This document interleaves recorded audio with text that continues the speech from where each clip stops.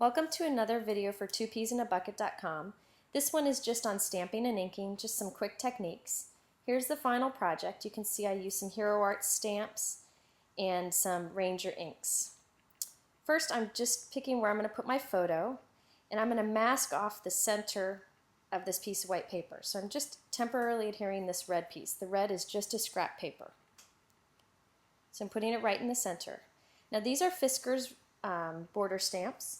And how I'm going to apply them here is I just throw it onto the table. Just lay it down so that I can make it straight. It's easier to do it straight that way and press it onto the mount as opposed to trying to add the border onto the mount in a straight way. By just throwing it on the table and putting your mount on top of it, it ensures that it ends up straight. So this is just Black Memories ink, and I'm going to stamp around that red edge. Now, since this was a new stamp set, I stamped it off on scrap paper first. I always stamp new clear stamps off on scrap paper first, just to get off any release agents that might be in it from the manufacturing. So I'm going to stamp right up against the red scrap paper. Now this is how I did the corners. See that piece of white paper over on the right? That's just scrap paper, and I'm using it to mask off those corners. You'll see me do it again here. I lay it down to mask off the edge, and that way you don't have to worry about cleaning your stamp, blah, blah, blah. You can just mask it off. So I just stamp and then move it out of the way. So there I have it stamped all the way around the edge.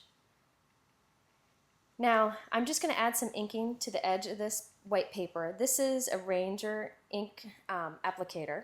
It has a foam edge. You want to use the one with the foam applicator, not the felt.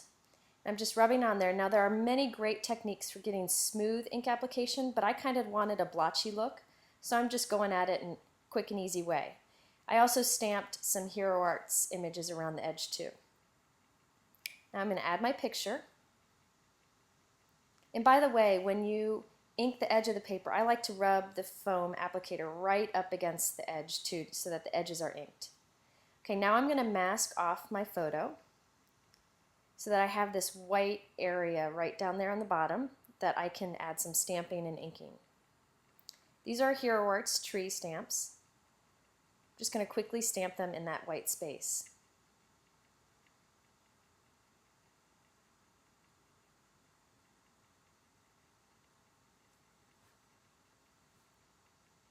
This is a Black Memories ink. I like it because it's pretty quick to dry, and when you ink over it, it won't bleed or blend. It'll just keep a nice crisp image. So now I'm taking off one foam applicator. I have one for different colors. That was my green one. Now this is an extra applicator, and I like to cut little spots from it. This way I can ink in tiny little areas. So I just cut these little circles. You can buy refill packs of these foam applicators. So you can, and they're very inexpensive, so you can kind of cut them into whatever shape you want, have one for each color, etc. So I'm just putting it right on the corner. Now I'm going to touch it onto one of the green distress inks. I love these inks. They're so rich and full of color. And I'm just going to dab colors on it. Now I'll dab a few different colors all over the tree in little dots. You can see there to give some shadows. Now I've cut another little circle on my foam applicator, and now I'm going to do some blue to get the sky. Again, I'm not going for a smooth look. I just wanted a splotchy look. But there are, this applicator is great for getting a smooth look. Decided I wanted to add some blue splotches to the edge just to pull in that blue that's on the sky on the bottom. And if you also notice, I added some grass underneath the trees. Same way with ink applicator cut into a circle. Easy to do.